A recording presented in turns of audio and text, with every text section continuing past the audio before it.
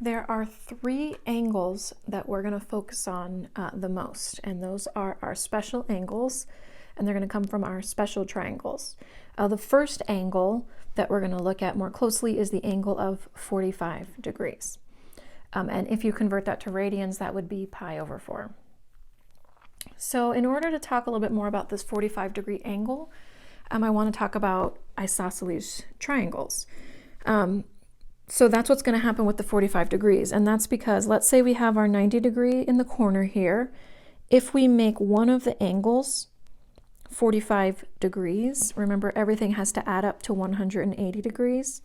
So if we do 180 degrees minus our 90 minus our 45 degrees, that actually ends up being 45 degrees. So the other angle is 45 degrees. So since those two angles match, that's what makes it an isosceles triangle. And that means that the lengths, these dashes here in that isosceles triangle, are saying that those two lengths need to be the same and the hypotenuse is going to be different. So to construct this triangle, keeping that in mind, I want to give a value to the sides that are opposite of the 45 degrees. And remember that because of the special triangles, I can actually pick any value to be across from the 45. It's just I'm going to have to end up in the end using the Pythagorean Theorem to figure out which one goes with the side opposite. And so for simplification purposes, let's try and just pick 1. So let's let the side length opposite that 45 be 1. And that means because of the isosceles, opposite the 45, the other 45 also has to be a 1. So then what's the hypotenuse? We can use the Pythagorean Theorem. So we've got here 1 squared plus 1 squared is equal to c squared. So 2 is equal to c squared. So that tells us that c is equal to the square root of 2. So the reason I'm showing where this comes from is that since we're going to be working a lot with the angle of 45 degrees and pi over 4 radians, in theory, even if you forgot what the answer was, you might use this information to try and reconstruct the triangle so that you can get the values that you need. Now let's find all the trig values for 45 degrees. So since we have two 45 degrees in here, I'm just going to pick one angle to use as my focus. It doesn't matter which one. So let's say on the bottom left, we use that 45 degrees. So here we've got opposite is 1, adjacent is 1, and then hypotenuse is square root of 2.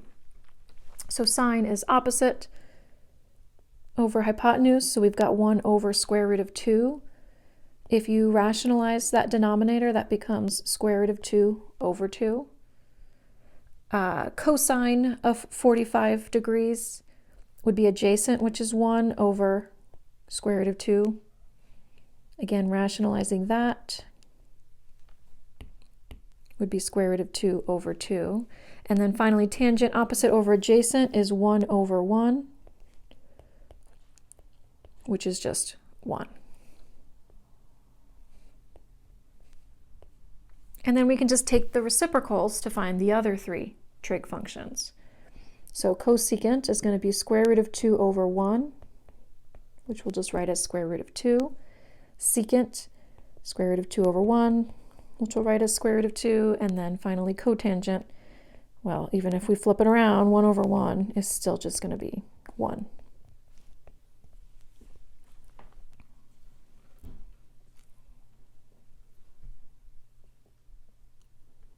Okay, there's two other angles that we'll focus on.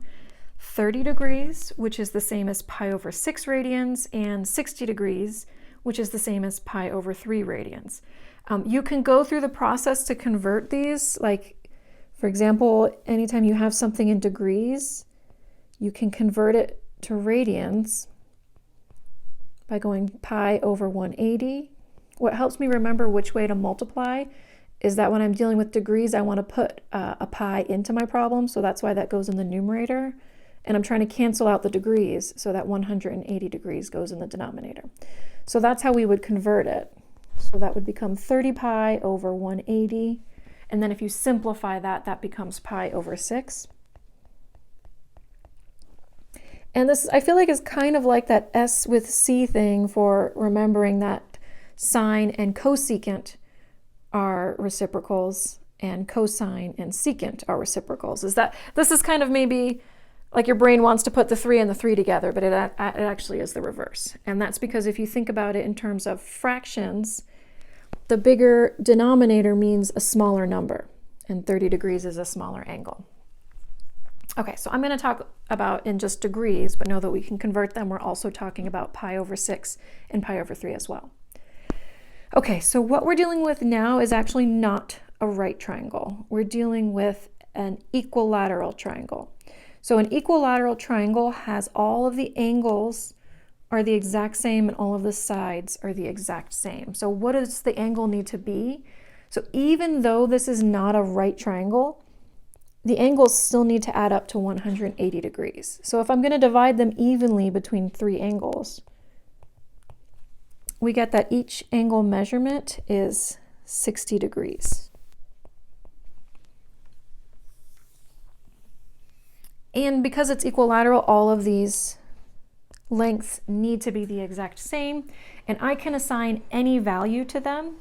I'm actually going to go ahead, and I think you'll see why in a little bit. I'm going to make them each be a length of 2. And of course I could have a different equilateral triangle, would all have the 60 degrees, but it might be smaller or bigger, and I would just change the lengths, and it's still the property for similar triangles. Okay, so what I'm going to do is actually create a right triangle out of this. To do that, I'm going to drop like a vertical line right down the center of this triangle. So one thing that does is, since I drop it down right in the middle, I'm cutting that angle in half. What that does to this 2 down here is if I divide that by 2, it actually means that the length on the left side, if we just look at that triangle, is 1, and the length on the right side of that triangle would also be 1. And what does it mean for this angle up here? Because we cut it in half, that's actually going to be 30 degrees. So we're looking, let's say these 2 triangles are identical. But let's just say we look at this left one.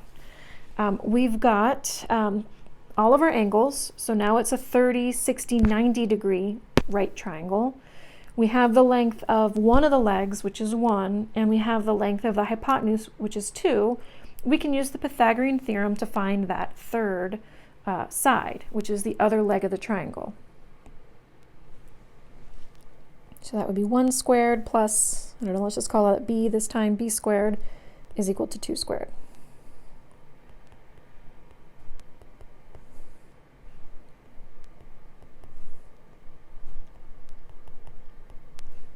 So that's going to be square root of 3. So these numbers we're going to be dealing with a lot, because again, we're going to be dealing with 30-degree angles and 60-degree angles a lot in this class. And these are the sides that we're going to keep using: 1, 2, and square root of 3. To figure out, once we have this triangle, to figure out, let's say from the 30-degree angle, we're going to look at that first perspective. Maybe I'm going to draw the triangle again, because it's looking a little bit cluttered. Let me draw my triangle here. So I want this angle here that we're looking at to be 30 degrees. So across from the 30 is going to be the 1. The hypotenuse is 2, and then across from the 60 degrees, or the other one, is square root of 3. And then I'm also going to draw the triangle, kind of the same thing, but I want to look at it from that perspective of the 60-degree angle. So let's say now if this is 60 degrees, we're still dealing with the same triangle, we've just kind of positioned it a little differently. So across from the 60 degrees is the square root of 3. Hypotenuse is still 2, and then we have a 1. So these are the same triangles. A tip for remembering, okay, let's say you remember, all right, the 30, 60, 90 degree triangle has the 1, 2, and square root of 3 values. How do you know what goes where? With triangles, you really want to keep in mind that the smaller angle goes with the smaller side. So in this case here, let's say if we look at it with the 30 degree here, 1 is the smallest. 2 is the biggest. And so in that case, the 1 needs to always be across from the 30-degree angle. So the 60-degree is in the middle. So that length, square root of 3, is actually a number between 1 and 2.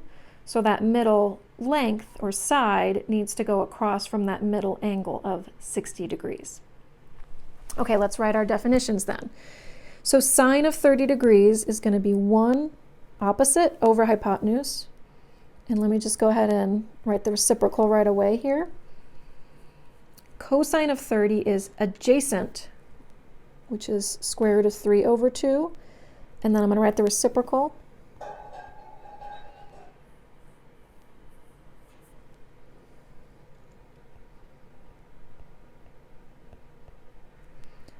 Tangent is opposite over adjacent, so that's 1 over square root of 3. If we rationalize that, that's square root of 3 over 3. And then cotangent would be that reciprocal.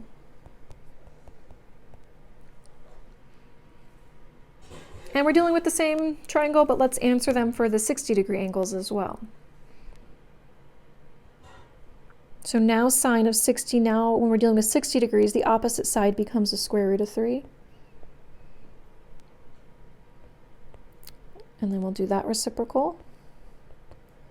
And then again, I'll rationalize the denominator by multiplying that fraction by square root of 3 over square root of 3.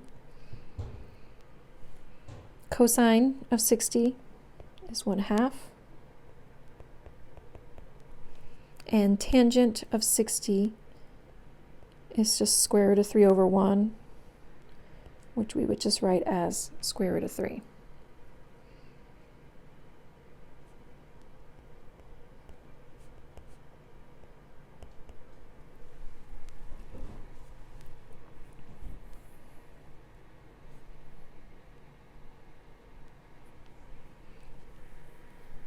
Okay, now what I was going to do is just fill in all the values on the table, and I know people might choose to memorize this in a different way.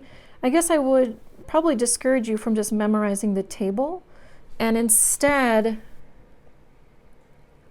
just memorize these 2 triangles.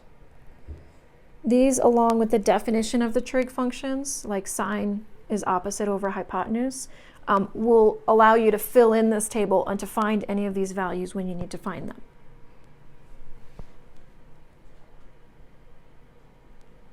I'm going to go ahead and fill in this table.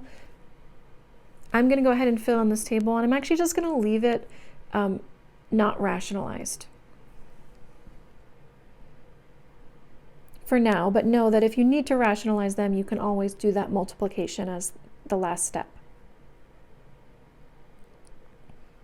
So let's say I'm going to look at the 45-degree one first, so you see that's in the middle of the table.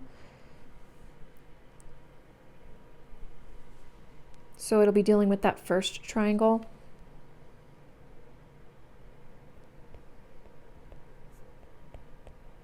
So sine and cosine are both 1 over square root of 2 because adjacent and opposite are 1. Tangent is opposite over adjacent, so 1 over 1, which is just 1. And now I'm just going to write all the reciprocals. Okay, maybe let's go look at the 30 degrees. So again, looking at that second triangle now, but I'm looking at it from the perspective of the 30 degrees, which means when I'm looking at it from the perspective of the 30 degrees, the 1 is opposite and the square root of 3 is adjacent. So now let me fill in all those definitions here. So sine would be opposite over hypotenuse, so it would be 1 over 2. Cosine would be adjacent over opposite, and tangent would be opposite over adjacent. And then I'll just write all the reciprocals.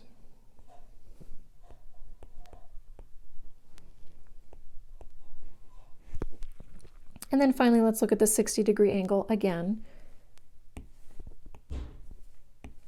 So now looking at this second triangle, but from the perspective of the 60-degree angle, now the square root of 3 is opposite and the 1 is adjacent. So now sine is going to be square root of 3 over 2, and cosine is going to be 1 over 2.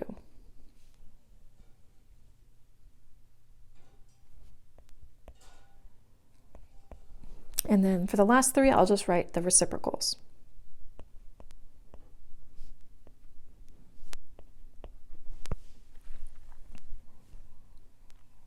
And those are all our values for the special angles.